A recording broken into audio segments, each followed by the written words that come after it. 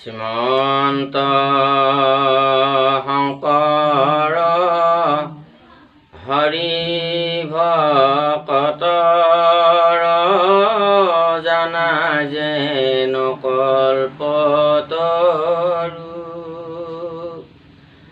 তাহান্ত বিনাই নাই নাই নাই আমাৰ পৰম গুৰু ৰাম তাহান্ত বিনাই নাই নাই নাই আমাৰ পৰম গুৰু।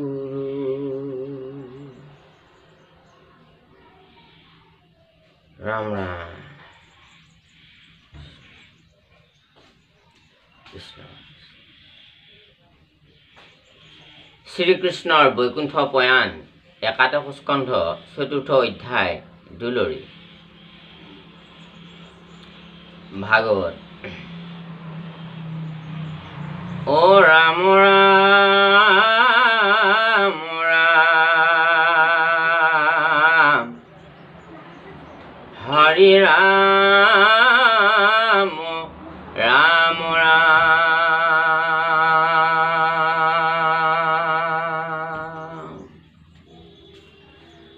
শুকনি গদতি নিপতি সম্প্ৰতি শুনা যেন কথা ভৈল কৃষ্ণৰ আদেশে কান্দন্ত দাৰুকে এ দ্বাৰকা কজে বেগৈল। এই দাৰুক বোলা বস্তুটো দ্বাৰকা দাৰুক বুলি কৈছে গোটেইখনকে কৈছে নে এজন মানে ব্যক্তিৰ নামক দাৰুক? সেই দাৰুক দাৰুক আচলতে প্ৰভু ভগৱন্তৰ নেকি হাৰথৰ হাৰথ হা তেখেতক দাৰুক বুলি কৈছে। তেতিয়া দাৰুকক মানে আদেশ কৰিলে যে এতিয়া ভগৱান গুচি যাবগৈ বৈকুণ্ঠলৈকে ভগৱান গুচি যাবগৈ। এতিয়া ব্যাধে হৰ কৰিলে ভগৱন্তক আৰু ভগৱন্তৰ যোৱাৰ সময় হ'ল। ভগৱন্তৰ পৃথিৱীত 136 বছৰ কাল আছিলে। গতিকে তেখেতে যেতিয়া পৃথিৱীৰ পৰা গুচি গ'ল ব্যাধৰ হৰত অৰ্থাৎ মানে তেখেত যাবৰ সময় হ'ল। গতিকে তেখেতে মনুষ্য লীলা যিহেতু কৰি দেখুৱাইছে জগতত, গতিকে মনুষ্য লীলাৰ যোগেৰে তেখেতে নিজৰ প্ৰাণ ত্যাগ কৰিছে। আৰু এই ব্যাধজন আছিল পূৰ্বত ত্ৰেতা যুগত অংগদ বালিৰ পুত্ৰ। গতিকে দেউতাকক বালিক যেতিয়া প্ৰভু ৰামে যেতিয়া নেকি একপাত শৰেদি যেতিয়া নেকি বধ কৰিছিলে আৰু তেতিয়া অংগদে কৈছিলে প্ৰভু যে মোৰ অংগদৰ এটা মানে মনত দুখ এটা থাকিলে। তেতিয়া কৈছিল ঠিক আছে, তোমাৰ এই মনৰ আশাটো তুমি অহা জনমত পূৰ্ণ কৰিব পাৰিবা। আৰু সেয়ে এই দাপৰ যুগত এই অংগদ আহি ব্যাধ ৰূপ লৈ ভগৱান কৃষ্ণক সেই সৰ্পাতেৰে গতিকে কৰ্মফল ভগৱন্তই মানুহকে কেৱল ভোগাইছে, তেওঁ ভোগা নাই এইটো নহয়। তেওঁ মনুষ্য লীলা কৰিব আহোঁতে যি কৰ্ম কৰিছে তাৰো তেওঁ আচল এই ফলটো তেওঁ নিজেও লাভ কৰিছে। তেওঁ কৰ্মফলটো নল'লেও কথা নাই, কাৰণ ভগৱানৰতো গাত কষ্ট নালাগে। ভগৱানটো নিৰাকাৰহে, এই আকাৰ নোহোৱা বস্তু এটা জুইৰে যিটো নেকি জুইৰে কাটিব নোৱাৰি, অস্ত্ৰ শস্ত্ৰই কাটিব নোৱাৰি, যাক নেকি ধুমুহাই বতাহ বৰষুণে বানপানীয়ে কোনো ক্ষতি কৰিব নোৱাৰে।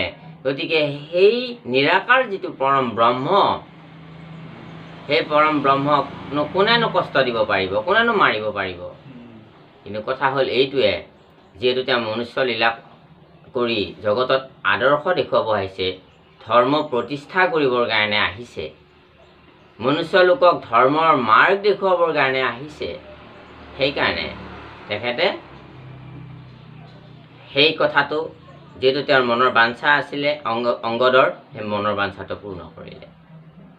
কিন্তু ইয়াতে এটা কথা, বালিয়ে কিন্তু অংগদক মৰাৰ সময়ত কৈ থৈ গৈছিলে যে মই যি ভুল কৰিলোঁ মই তাৰ দণ্ড পালোঁ। গতিকে বালি বহুত ডাঙৰ বীৰ আছিলে। বালি এটা বৰ আছিলে, যাৰ লগত যুদ্ধ কৰিব তাৰ চকুৰ ফালে যদি চাই তাৰ আধা শক্তি বালিৰ গালৈকে আহি যায়। সেইকাৰণে বালিক বলে নোৱাৰিছিলে। ৰাৱণক বালিয়ে বাৰে বাৰে ৰাৱণক হৰাইছিলে। কিন্তু ৰাৱণৰ আকৌ মৃত্যু কেৱল ভগৱন্তৰ হাততহে লিখা আছে, নৰ আৰু বান্দৰৰ হাতত। সেইকাৰণে ৰাৱণক বধ কৰিব পৰা নাছিল, কিন্তু ৰাৱণক বহুবাৰ বালিয়ে হৰাইছিলে। এবাৰতো বালিয়ে সাগৰত ডুবাই ডুবাই ডুবাই ডুবাই ৰাখিছিলে। গতিকে মল্ল যুদ্ধত বহুবাৰ বালি জিকিছে, শাস্ত্ৰত উল্লেখ পোৱা যায়। কিন্তু তেতিয়া বালিয়ে বুজি পালে যে এখেত আচলতে সাধাৰণ মানুহ নহয়। গতিকে শক্তিৰ বলতে বুজি পালে যে এখেত পৰম পুৰুষ প্ৰভু আহিল। গতিকে মোৰ ল'ৰাটো মই ভাল জেগাত থৈ যাওঁ, ই ভুল কৰিব। সেইকাৰণে কৈছিল বাপা অংগদ, মৰাৰ সময়ত বালিয়ে এই কথাটো কৈছিল, বাপা অংগদ তুমি ৰামৰ চৰণতে সদায় থাকিবা দেই, প্ৰভু ৰামৰ প্ৰতিটো বাক্য তুমি পালন কৰিবা দেই, মই যাওঁ। বালি প্ৰভুৰ ওচৰত চমজাই দি থৈ গৈছিলে অংগদক বালিয়ে। হে ৰাম ৰাম বৈকুণ্ঠ কলাগী প্ৰয়াণ কৰিবে খোজন্তে জগনিবাস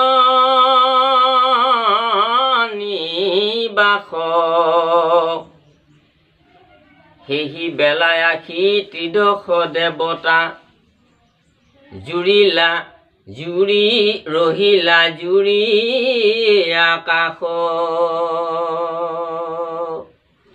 ভগৱান যেতিয়া নেকি বৈকুণ্ঠলৈ যাব ওলাল, শৰাঘাতৰ পিছতে তেতিয়া দেৱতাসকলে গম পালে যে প্ৰভু বৈকুণ্ঠলৈ আহিব। তেওঁলোকে একদম আকাশ মাৰ্গ জুৰি চাৰিওফালে একদম ধুনীয়াকৈ নিজ নিজ মানে বাহনত উঠি তেখেতসকলে দেৱতাসকল ৰৈ আছে যে প্ৰভুক লগ কৰিব লাগিব, প্ৰভুক আদৰণি কৰিব লাগিব, প্ৰভুক সেৱা ল'ব লাগিব, প্ৰভুৰ কৃপা লাভ কৰিব লাগিব। যেনেকৈ আমাৰ কিছুমান উৎসৱ পাৰ্বণ হ'লে মানুহে বহুত কষ্ট কৰি হ'লেও একেবাৰে মানে এই অমৰনাথ কিবা কিবি এইবিলাকত যায়ো মানুহৰ কত প্ৰাণো যায় মানে যাত্ৰীৰ ভিৰত। ঠিক তেনেকুৱাকৈ মানে কি আশা কৰি যায় যে কিবা কৃপা পাম বুলি। দেৱতাসকলেওতো জানেই ঈশ্বৰৰ মহিমাৰ কথা, কাৰণ দেৱতাসকলৰ কৰ্ম কৰিবৰ কাৰণেই ভগৱান পৃথিৱীত আহিল। ব্ৰহ্মায়ে প্ৰাৰ্থনতে আশী ভগৱন্তে জন্মিলা অনন্তে দৈৱগীত হন্তে। গতিকে ব্ৰহ্মা আদিকে দিয়ে দেৱতাসকলৰ প্ৰাৰ্থনাৰ কাৰণেহে দৈৱকী গৰ্ভত ভগৱান জন্ম হৈছে আহি। কিয় নহ'লে জগতত কিছুমান এনেকুৱা অপশক্তি বিৰাজ কৰিছিলে য'ত নেকি অধৰ্ম আৰু অন্যায় অনাচাৰ জগতত চাৰিওফালে হাহাকাৰ হৈ গৈছিলে। সন্ত সাধু ঋষি মুনি এইবিলাকৰ হাহাকাৰ হৈ গৈছিলে, অনীতি হৈ গৈছিলে, দেশত অনাচাৰ হৈ গৈছিলে, ব্যভিচাৰ হৈ গৈছিলে। গতিকে সেইসকলকে ৰাক্ষস বা দৈত্য অসুৰ বুলি কয়। সেই অসুৰসকলক বধ কৰিব দেৱতাসকলে পৰা নাছিলে, কাৰণ তেখেতসকলে বহুত কষ্ট কৰি তেখেতসকলৰ শক্তি অৰ্জন কৰি থৈ দিছিল, য'ত দেৱতাসকলেও তেওঁলোকক পৰাস্ত কৰিব নোৱাৰে। সেইকাৰণে দেৱতাসকলে বহুবাৰ যুদ্ধ কৰিও হাৰ মানি শেষত ভগৱান কৃষ্ণৰ ওচৰত গৈ প্ৰাৰ্থনা কৰি তেখেতক ব্ৰহ্মা আদিকে ত্ৰিদশ দেৱতা গৈ বৈকুণ্ঠত ভগৱানক প্ৰাৰ্থনা কৰিলে। আৰু প্ৰাৰ্থনা কৰাত তেওঁলোকে ক'লে, প্ৰভু জগতত ধৰ্ম ৰক্ষা কৰক, নহ'লে জগতখনৰ নষ্ট হৈ যাব। এতিয়া জগতখন অধৰ্মেৰে ভৰি পৰিব, সাধু সন্তবিলাক জগতত থাকিব নোৱাৰিব, হত্যা হিংসা কৰিব, বাঢ়ি গৈছে দিনে দিনে। তুমি জগতখন ৰক্ষা কৰা। আৰু তেতিয়া ভগৱান এই দৈৱকীৰ গৰ্ভলৈকে আহি তেখেতে এই মানৱ লীলা কৰিছে আহি আৰু সেই চলেৰে সেই মথুৰাত জন্ম হৈ গকুলত নন্দৰ গৃহত ডাঙৰ দীঘল হৈ আৰু গকুল আৰু বৃন্দাবন মথুৰা এই তিনিটা স্থানত ভগৱন্তই খোপনি বিটিলে অসুৰ নিধনৰ। ভগৱানে বিচাৰি যাব নালাগে, অসুৰবিলাকে আহি আহি ভগৱানক লগ দিয়ে মৃত্যুৰ কাৰণে। কেনেকৈ? যে কংসই মাৰিব পঠায়, তাতে নিজে মৰেগৈ। ভগৱানে বিচাৰি বিচাৰি যোৱা নাই আৰু তাতে তেওঁ খোপনি বিটিছে, অসুৰ আহে নিধন কৰি দিয়ে। তেওঁ কাম হৈ গ'ল আৰু কাম হোৱাত জগতত ধৰ্মৰ আদৰ্শ প্ৰতিষ্ঠা কৰিলে আৰু তেওঁ গুচি গ'ল আৰু তেওঁ আদৰ্শ প্ৰতিষ্ঠা কৰিব আহিছিলে। এতিয়া আমি এতিয়া ভাবিব লাগিব যে এতিয়া অসুৰ আমাৰ মাজতে, মই যদি বেয়া কৰ্ম কৰোঁ ময়ে অসুৰ। অসুৰ বুলি কয় বেলেগকৈ হেৰি নাই, এই আপোনাৰ আকৃতি নাই। আপুনি কথাটো বৰ ধুনীয়া কথাই কৈছে। আচলতে আমাৰ গুণৰ আকৃতি নাই, কিন্তু গুণটো কেতিয়া প্ৰকাশ হয় যে আমাৰ সাত্বিক, ৰাজসিক, তামসিক তিনিটা গুণ থাকে। গুণটো দেখা নাপায়। যেনেকৈ আমাৰ ভিতৰত বুদ্ধি আছে, জ্ঞান আছে, বিবেক আছে, যেনে মন আছে, এইবিলাক বস্তু আমি আছে বুলি কওঁ, কিন্তু আমি অনুভৱ কৰোঁ, কিন্তু আমিতো দেখা নাপাওঁ। ঠিক তেনেকুৱাকৈ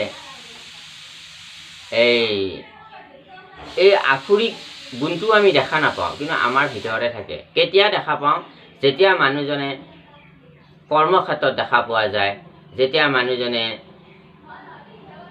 অধৰ্মত লিপ্ত হৈ থাকে, যেতিয়া মানুহজনে কোনো এটা বস্তুত অতি মোহগ্ৰস্ত হৈ থাকে, তেতিয়া তেখেতে মিছা মাটি হ'লেও সেই বস্তুটো গ্ৰহণ কৰিব বিচাৰে। যেতিয়া মানুহজন অতি সেই নাপালে ক্ৰোধ আহিব, ক্ৰোধ আহিলে তেখেতৰ বুদ্ধিৰ বিনাশ হৈ যাব, আৰু বিনাশ হ'লে তেখেতৰ মানে ঠিক তেনেকুৱা জগততো দেখা পোৱা যায়। গতিকে সেইবিলাক গুণৰ কাৰণেইতো হয়, গুণৰ কাৰণেতো খংটো উঠিলে, গুণৰ কাৰণেতো বস্তুটো এটা অপ্ৰাপ্য বস্তু, এটা মানুহৰ লোভ আহিল, মোহ আহিল, হয়নে বাৰু? আপুনি বিয়া বাৰু কৰাইছে যেনিবা, আনৰ তিৰোতাজনী খুব ভাল লাগিল, খুব ভাল দেখি আপুনি মই আকৌ যদি বা বেলেগ কোনোবা এজন ব্যক্তিয়ে যদি সেইটো যদি ভজিবও যাওঁ, আমি জানো যে এইটো কৰিব নাপায়, এইটো পাপ, এইটো দোষ, কিন্তু মনে মনে আমি সেইটো কাম কৰোঁ বা যদি কৰোঁ, তেতিয়াহ'লে সেইটোতো দোষত পৰিব। সেই গুণটোতো আপুনি মনৰ ভিতৰতে আপোনাৰ খেলাইছে কাৰণেহে গৈছে, বা মই খেলাইছোঁ কাৰণেহে গৈছোঁ, বা অন্য এজনে খেলাইছে কাৰণেহে গৈছোঁ, গুণটোতো দেখা নাপায়। কেনেকৈ দেখা পায়? এই কাৰ্যটো যেতিয়া ধৰা পৰিল তেতিয়া দেখা পায় তেওঁ বোলে এনেকুৱা হ'লে। গতিকে কৰ্মটোতহে বস্তুটো ফুটি উঠে। সেইকাৰণে এইবিলাক বস্তু আমাৰ ভিতৰতে আছে, কিন্তু আমি দেখা নাপাওঁ। কিন্তু আসুৰিক বস্তুটো হ'ল, সেইসকল অসুৰ আছে বুলি শাস্ত্ৰ সিদ্ধান্ত আমাক দিছে, কিন্তু সেই আসুৰিক গুণবিলাক আমাৰ শৰীৰতো আছে। গতিকে সেই আসুৰিক গুণবিলাকেই হ'ল আমাৰ যিবিলাক অধৰ্ম, যিবিলাক অকৰ্ম, যিবিলাক পাপকৰ্ম, যিবিলাক আমি জানি শুনিও পাপ বুলি জানো তথাপিতো যে কৰোঁ, সেইটোৱে হ'ল আসুৰিক কৰ্ম। সেই গুণটো কৰিলে পাপ হয়, তাৰমানে ভগপাপ হ'ল মানে ভগৱানে বেয়া পায়। ভগৱানে বেয়া পোৱা কৰ্মটোৰ নামে হ'ল পাপ। গতিকে তেখেতক ভগৱানে শাসন কৰিবই, তেখেতক ভগৱানে বিনাশ কৰিবই, তেখেতক ভগৱানে কষ্ট দিবই, তেওঁ উজুতি খাবই লাগিব। সেইটোৱে হ'ল ভগৱানৰ নীতি। কাৰণ ধৰ্মটো তেখেতে তেওঁ জীৱন ধাৰণ কৰোঁতে তাৰমানে ধৰ্মৰ দিশত জীৱন ধাৰণ কৰা নাই। গতিকে ভগৱানে কৈছে কি, ধৰ্ম স্থাপনা কৰিবৰ কাৰণেহে মাৰ্গটো দেখুৱাইছে। সেই মাৰ্গটো আমাক কেনেকৈ দেখুৱাইছে? তেওঁ শ্ৰীমুখৰ বাণী গীতাখন কৈ থৈ গৈছে। তেওঁৰ শ্ৰীমুখৰ বাণী 4 বেদ আছে। সেই বেদবিলাক শাখা কৰি কৰি আমাৰ উপনিষদ, নানান শাস্ত্ৰ আদি ৰচনা কৰিছে পৃথকে পৃথকে। এই জ্ঞানবিলাক ইয়াতে সোমাই আছে, তেওঁৰ মুখৰ বাণী এয়া। সেইকাৰণে শব্দ ব্ৰহ্ম বুলি কয়, এই শব্দবিলাক ব্ৰহ্ম বুলি কৈছে। গতিকে ব্ৰহ্ম এই শব্দবিলাক, শব্দৰ মৃত্যু নাই। আত্মাৰ যেনেকৈ মৃত্যু নাই, আত্মা ব্ৰহ্ম, জীৱ ব্ৰহ্ম। জীৱটো আমাৰ আছে বুলি অনুভৱ কৰোঁ, আমি দেখা নাপাওঁ। ঠিক শব্দটো তেনেকুৱাকৈ মৃত্যু নাই। শাস্ত্ৰখন বেয়া হৈ যাব পাৰে, কিন্তু শব্দটো আপোনাৰ মনত থাকিলে শাস্ত্ৰটো আপুনি শব্দটো কিন্তু মৰি নাযায়, আকৌ বহাই দিব পাৰিব। এইটো শব্দ ব্ৰহ্ম। সেইকাৰণে সেই গুণবিলাক যদি আমাৰ লগত থাকে তেনেহ'লে আমি ভগৱন্তৰ প্ৰিয় হ'ব নোৱাৰোঁ। আৰু সেইকাৰণে আমি জনম মৰণ ভুগি পৃথিৱীতে জন্ম হৈ পৃথিৱীতে মৰণলৈ বাৰে বাৰে জনম মৰণ ভুগিয়ে থাকোঁ। আৰু ইয়াতে কেতিয়াবা আমি পুণ্য কৰ্মৰ ফলত কেতিয়াবা স্বৰ্গৰ নিচিনাকৈ বাস কৰোঁ, জীৱন ধাৰণ কৰোঁ সুখত, কেতিয়াবা বৈকুণ্ঠৰ দৰে শান্তি আমি প্ৰাপ্ত হওঁ। আৰু কোনোবা জনমটোত আমি আকৌ সেই দেহাটো এৰি কেতিয়াবা নাৰকী দেহা ল'ব লগা হৈ যায়, য'ত নেকি আমাৰ দেহাটো দেখিলে বেলেগে ঘিণ কৰে, সংগ দিয়াটো বাদেই, য'ত নেকি সেই জীৱটোৰ স্থান বাসস্থান লেতেৰা জেগাত হৈ থাকিব। তেওঁৰ সংগবিলাক লেতেৰা লেতেৰা হ'ব। গতিকে সেইটোৱে হ'ল কৰ্মৰ দুগুটা ফল শুনা সব্যাসাচী, নুখুজিলেও মাধৱে আপুনি যন্ত্ৰ যাচি। এই কৰ্মৰ ফলতে জীৱবিলাক ৰোটেশ্যন হৈ আছে। কাৰণ সংসাৰ চক্ৰ বুলি কৈছে। এই যেনেকুৱাকৈ আমাৰ মীনা বজাৰত চকৰিখন ঘূৰাই কেতিয়াবা মাজত গৈছে, প্ৰথমে তলৰ পৰা মাজলৈ গৈছে, মাজৰ পৰা ওপৰলৈকে গৈছে, ওপৰৰ পৰা নামি আহিছে তললৈকে। এই যিটো এই চক্ৰখন সংসাৰ চক্ৰ বুলি কয়। ইয়াতে আমি ৰোটেশ্যন হৈ আছোঁ, জীৱবিলাক ভ্ৰমি আছোঁ। কেতিয়াবা সুখ, কেতিয়াবা দুখ, কেতিয়াবা স্বৰ্গত, কেতিয়াবা নৰকত, কেতিয়াবা মৰ্ত্যত। অৰ্থাৎ এই পৃথিৱীত থাকিয়ে আমি স্বৰ্গ মৰ্ত্য বৈকুণ্ঠৰ নৰকৰ সুখ দুখ যাতনা কৰি আছে জীৱবিলাকে। একেদিনাই দুটা ল'ৰা জন্ম হ'ল। এটা হ'ল তেওঁৰ কৌৰৱতীৰ ঘৰত, আৰু এটা জন্ম হ'ল ক'ত, যে টাউনৰ এখন ফুটপাথত, য'ত নেকি মানুহে পেলাই দিয়া উচ্ছিষ্ট বস্তুবিলাক তেওঁলোকে জন্মৰ দিনাখনৰ পৰাই খাব লগা হ'ল। কাৰণ মাকে উচ্ছিষ্ট খাই যেতিয়া সেই উচ্ছিষ্ট ৰসে তেওঁ পান কৰিছে, দুগ্ধ পান কৰিছে। কিয় হ'ল? কৰ্মফল। হ'ল কৰ্মৰ প্ৰতি আমি সদায় সচেতন হ'ব লাগে। সেইটোৱে আমি ভাবোঁ যে এজন মানুহক আমি বৰ চাতুৰি কৰি, বৰ ঠগ কৰি, প্ৰবঞ্চনা কৰি, মই চালাকিৰে মই ইমানখিনি লাভ কৰিলোঁ। কিন্তু নহয়, আচলতে তেওঁ মানুহজনক চালাকি কৰা নাই, তেওঁ চালাকি নিজকে নিজে কৰিছে। তেওঁ খালি এই দূৰদৃষ্টি নাই কাৰণে, আধ্যাত্মিক জ্ঞান সম্পন্ন নহয় কাৰণে তেওঁ ভাবিছে মোৰ লাভ হ'ল। কিন্তু ইয়াৰ পৰা নিব আপুনি কি লাভ কৰি? আপুনি কেৱল কৰ্মফল দুটাহে লৈ যাব লাগিব, বা মই লৈ যাব লাগিব, বা সকলো জীৱই তাকে লৈ যাব লাগিব। সেইকাৰণে এই নাৰকী জীৱসকলে কেৱল ঈশ্বৰৰ নাম গুণ শুনিবৰ কাৰণে খুব বাঞ্ছা কৰে। সেইকাৰণে তেওঁলোকে মনুষ্য দেহা লাভ কৰিবৰ কাৰণে খুব বাঞ্ছা কৰে, যাতে মনুষ্য দেহা লাভ কৰিব পাৰিলে এই মনুষ্য দেহাটোৰে ঈশ্বৰত ভক্তি কৰি সদায় পুণ্য কৰ্ম কৰি আমি সেই নৰকৰ দেহাবিলাকৰ যাতনাৰ পৰা হাত সাৰিব পাৰি। সেইকাৰণে সিহঁতে মনুষ্য জীৱনবিলাক দেখা পায়, সিহঁতৰ মানে বিৰাট ইচ্ছা যায় যে আমিও মনুষ্য হওঁ। বিভিন্ন চৰাই চিৰিকটিয়ে আপোনাৰ ডাউকে আদি কৰি আপুনি দবাটো কোবাই দিয়াৰ লগে লগে মাত দিব। কিয় মাত দিয়ে? যে তেওঁলোকে কয় যে হে প্ৰভু, আমাকো মনুষ্য জন্ম দিয়া, আমিও সেই আনন্দ লাভ কৰোঁ। কিন্তু আমি মনুষ্য জন্ম যেতিয়া পালোঁ, পোৱাৰ পিছত অনুভৱ কৰা নাই যে আমি যে তাৰ পৰা আহিলোঁ।